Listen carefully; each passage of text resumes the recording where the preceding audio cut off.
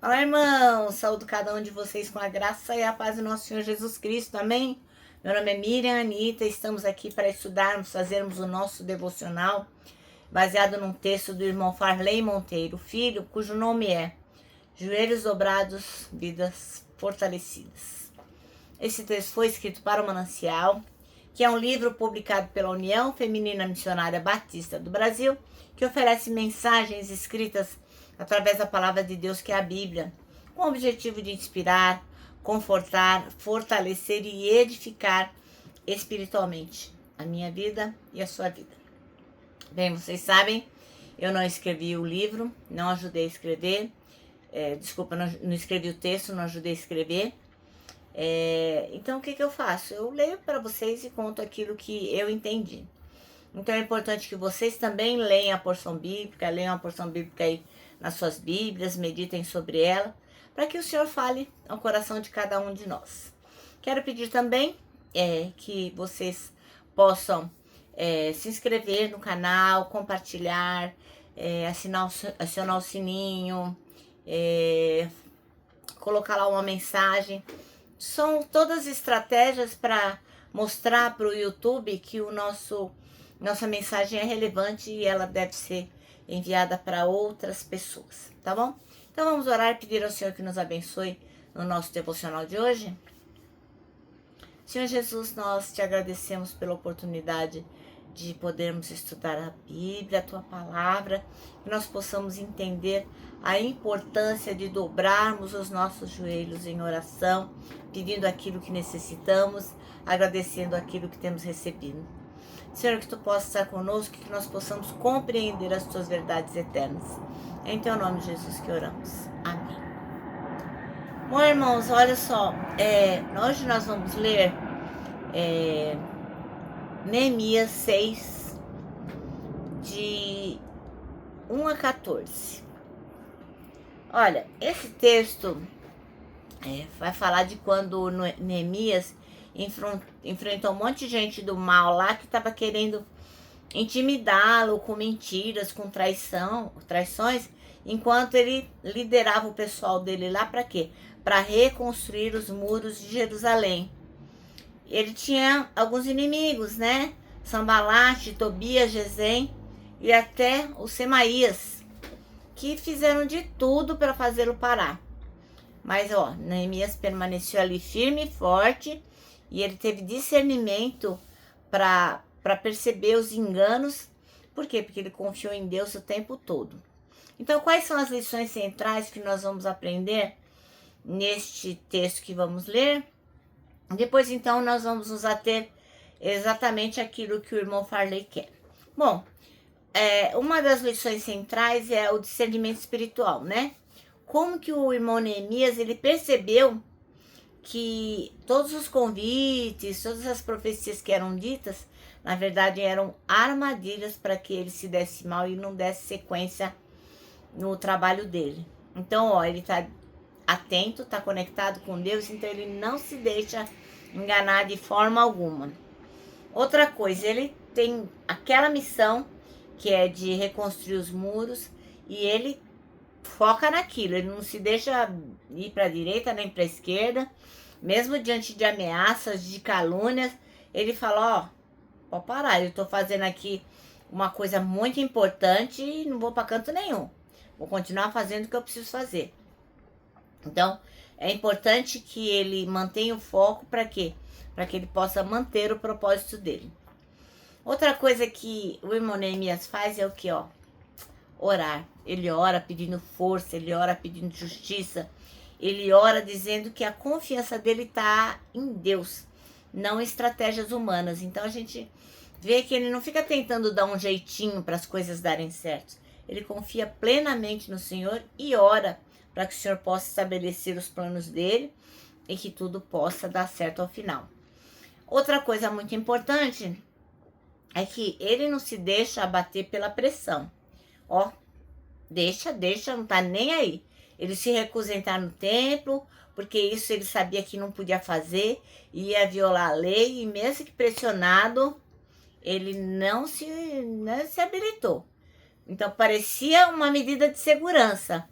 Mas ele, ó, nananina não pode, não pode. Então, qual é a mensagem principal? Moral da história, né? Quando a gente está fazendo obra de Deus e quando a gente enfrenta oposição, a gente tem que ter, ó, discernimento, temos que orar, pedindo a Deus que nos dê firmeza.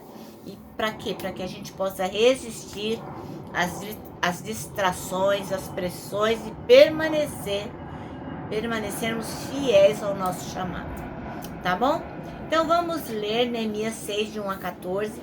É bacana que você siga aí na sua Bíblia, porque são 14 versículos, né? Um número mais ou menos razoável de versículos, e pode ser que eu lendo se torne enfadonho. Então você pode seguir na sua Bíblia e eu vou seguir aqui na minha versão, tá bom? E diz assim, ó: os inimigos conspiram contra e intimidam Neemias. Sucedeu que, ouvindo Sambalate, Tobias, Gesem, o árabe e o resto dos nossos inimigos, que eu tinha edificado o muro, e que nele já não havia brecha alguma, ainda que até este tempo não tinha posto as portas nos portais, Sambalate e Gesem mandaram dizer-me: vem e congreguemo-nos juntamente nas aldeias no Vale de Ono. Porém, intentavam fazer-me mal. E enviei-lhes mensageiros a dizer: faço uma grande obra, de modo que não poderei descer. Por que cessaria esta obra, enquanto eu a deixasse e fosse ter convosco? E do mesmo modo enviaram a mim 4 vezes, e da mesma forma lhes respondi. Então, Sambalate, ainda pela 5ª vez, me enviou seu servo com uma carta aberta na sua mão, e na qual estava escrito: entre os gentios se ouviu. E Gasmu diz: tu e os judeus intentais rebelar-vos, então edificas o muro, e tu te farás reis deles segundo essas palavras. E que puseste profetas para pregarem de ti em Jerusalém, dizendo: este é rei em Judá, de modo que o rei o ouvirá segundo essas palavras. Vem, pois, agora e consultemos juntamente. Porém eu mandei dizer-lhe: de tudo o que dizes, coisa nenhuma sucedeu, mas tu, do teu coração, o inventas. Porque todos eles procuravam atemorizar-nos, dizendo: as suas mãos largarão a obra e não se efetuará. Agora, pois, ó Deus, fortalece as minhas mãos. E, entrando eu em casa de Semaías, filho de Delaías, filho de Metabel, que estava encerrado, disse ele: vamos juntamente à casa de Deus ao meio do templo e fechemos as portas do templo, porque virão matar-me. Sim, de noite virão matar-me. Porém eu disse: um homem como eu fugiria? E quem há como eu que entre no templo para que viva? De maneira nenhuma entrarei. E percebi que não era Deus que o enviara, mas essa profecia falou contra mim, porquanto Tobias e Sambalate o subornaram. Para isso o subornaram, para me atemorizar e para que assim fizesse e pecasse, para que tivessem alguma causa para me infamarem e assim vituperarem. Lembra-te, meu Deus, de Tobias e de Sambalate, conforme as suas obras, e também da profecia Noádia e dos mais profetas que procuravam atemorizar. E acabou-se, pois, o muro aos 25 dias do mês de Elul, em 52 dias. Amém? Bom, então a gente viu aqui como os inimigos conspiraram contra Neemias, como eles tentaram intimidá-lo, mas ele permaneceu firme. Então o nosso texto chama-se Joelhos Dobrados, Vidas Fortalecidas, e o versículo escolhido pelo irmão Farley Monteiro Filho é o 9, que diz: agora, pois, ó Deus, fortalece as minhas mãos. Ora, Deus estava fazendo uma obra de reconstrução e tinha levantado alguns homens importantes naquele momento da história, como Esdras, Zorobabel, Josué e o irmão Neemias. Todos esses irmãos aí eram instrumentos na mão de Deus para a reconstrução. E o Senhor, ele continua trabalhando hoje. Deus é o mesmo ontem, hoje, será eternamente. E ele quer de você a mesma coisa que ele exigiu dessas pessoas que eu disse. Ele quer que você esteja engajado no projeto que ele lhe deu. Eu não sei qual é o projeto que ele colocou nas suas mãos, mas certamente a sua casa, seu casamento, a criação dos seus filhos, seu trabalho, o ministério na igreja. Então, Deus coloca muitas coisas nas nossas mãos. Mas é preciso o quê? A gente, ter discernimento para entender essa missão por completo. O irmão Neemias, ele se concentrou na missão que Deus deu para ele, e apesar de todas as dificuldades, apesar do pessoal querer afundar ele, apesar de o pessoal querer tirar ele do bom caminho, apesar do pessoal querer que ele se desse mal, ele ficou firme na missão que Deus tinha dado para ele. E a Bíblia nos diz que os muros de Jerusalém, como nós acabamos de ler, eles foram concluídos em 52 dias, a despeito de todos os desafios que ele enfrentou. Então, o que acontece? Quando a gente ora, Deus realiza aquilo que só Ele pode fazer. E assim, o nome dele é glorificado. Nós somos instrumentos nas mãos de Deus, e o nosso dever é orar. Além disso, o que o irmão Neemias falou? Não ficou nenhuma brecha. E a pergunta que não quer calar é: meu irmão, minha irmã, tem brecha na tua vida? Tem coisas na sua vida que dão margem para o inimigo, como pecados não confessados, como algo que não está concluído, pecados que não foram realmente confessados através do arrependimento. Enquanto isso não for resolvido, a obra de Deus não vai estar concluída.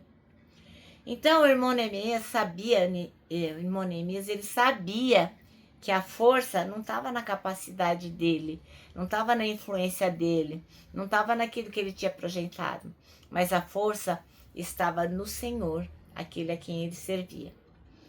Então, meu irmão, minha irmã, busque a Deus em oração, e certamente a sua vida será fortalecida.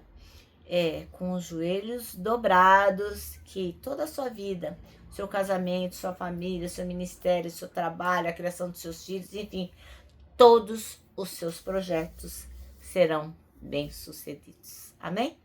Bom, nosso manancial termina assim, Quando oramos, Deus realiza aquilo que só Ele pode fazer. E assim, o nome dele é glorificado. Então, lembra do que a gente aprendeu recentemente. A força da oração não reside naquele que ora, mas naquele que nos escuta.